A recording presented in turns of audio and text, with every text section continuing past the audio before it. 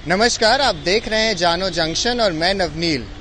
यात्रा के बारे में तो कई सुना होगा आपने। कोविड के बाद आप भी प्लान बना ही रहे होंगे इधर उधर घूमने का, कहीं ना कहीं ट्रैवल करने का, पर हम सब ट्रैवल नहीं कर पाते हैं। आज पटना में एक ऐसे व्यक्ति मौजूद हैं जिन्होंने 1800 किलोमीटर साइकिल चलाई है। वो अपने घर गाजीपुर से निकले, नेपाल पहुंचे, फिर बिहार आए और अब वो कुछ दिन रुक के भारत की यात्रा साइकिल पे ही करने का प्लान कर रहे हैं।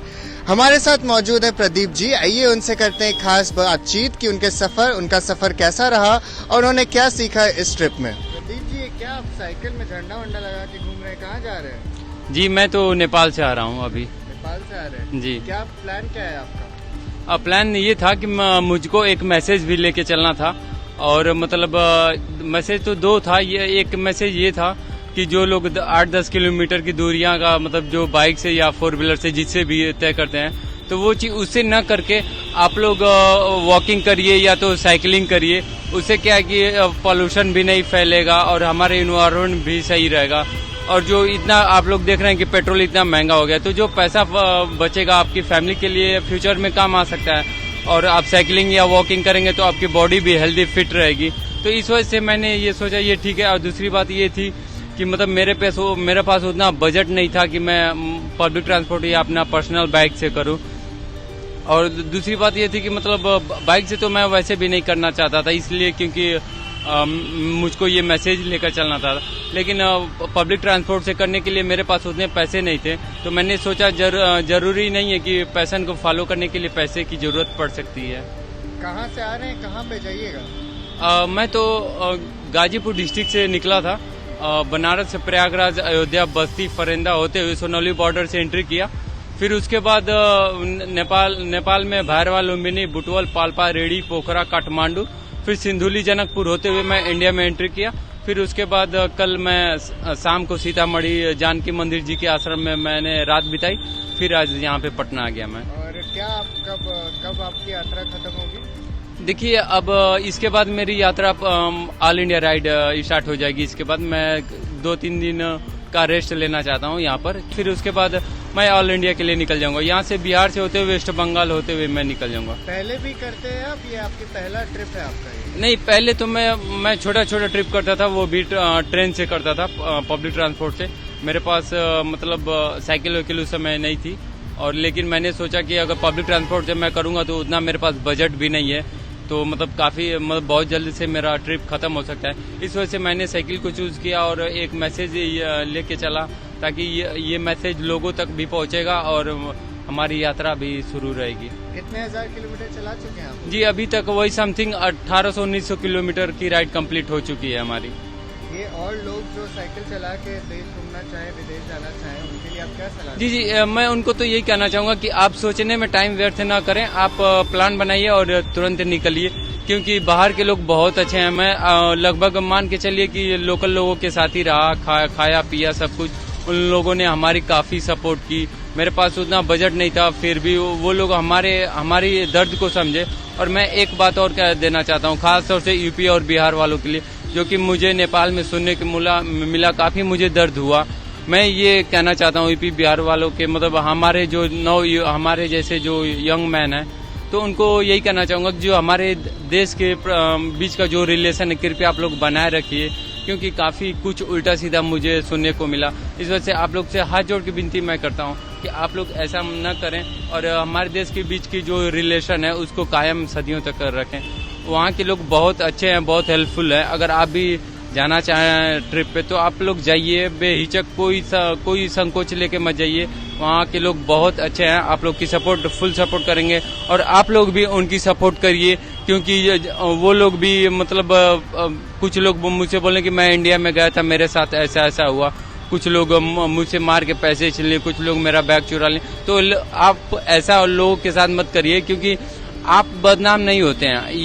ये हमारा देश कंट्री बदनाम होते हैं, क्योंकि वो लोग ये नहीं कहते हैं कि एक लड़का मिला था। वो लोग ये कहते हैं कि इंडिया का एक लड़का था या इंडिया में गया तो मैं ऐसे हुआ। तो प्लीज आप लोग ऐसा मत करिए। और मैं जब भी चलता था तो मैं खुद से पहले अपने देश को अहमियत देता था, क्योंकि मैं तिरंगे, आप लोग देख सकते हैं कि मैं तिरंगे आगे लेकर हमेशा चलता था। क्योंकि मैं कुछ भी करने से पहले अपने देश के बारे में सोचा था कि अगर मुझसे कोई भी गलत हो गया, ऊंच नीच हो गया, तो मुझ पे क्लेम नहीं आएगा बल्कि मेरे देश पे आएगा।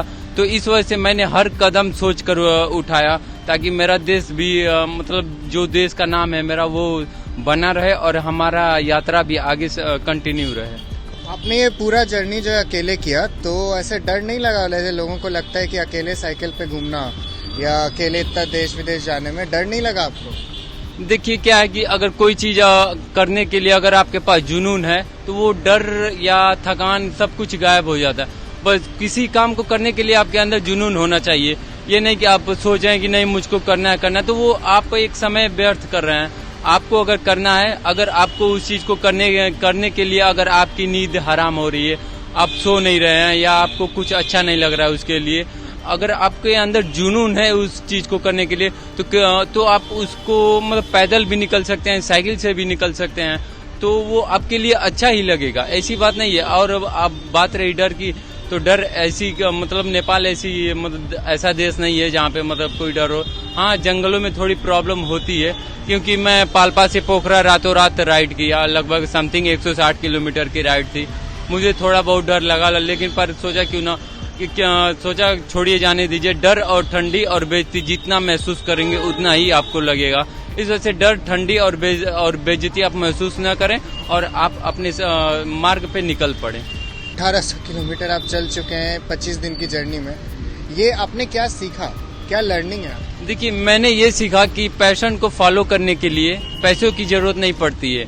अगर आपके पास पैसे नहीं है तो क्या हुआ, पैर तो है ना, आप उसी से निकल पड़िए और पैशन से भी आप पैसा कमा सकते हैं। ऐसी बात नहीं है कि आपके पास पैसे नहीं है तो आप चुपचाप घर पे बैठे रहिए, ये गलत बात है। आपको करने के लिए, उस चीज को करने के लिए आपके अंदर बस जुनून होना चाहिए, बाकी वो सब कुछ आसान हो जाता है। हमारे साथ एक पूरे ट्रिप का बहुत उम्दा एक्सपीरियंस जो आपको दिल को छू गया हो वो बताएं, और एक ऐसा एक्सपीरियंस जिसको देख के आपका दिल दहल गया हो। कोई एक अच्छा और एक कोई बुरा एक्सपीरियंस इस पूरे ट्रिप में जो आपके साथ रहा है वो आप हमारे साथ शेयर करें। देखिए, अच्छा ट्रिप ये था कि मतलब मैंने आगे पीछे कुछ नहीं सोचा।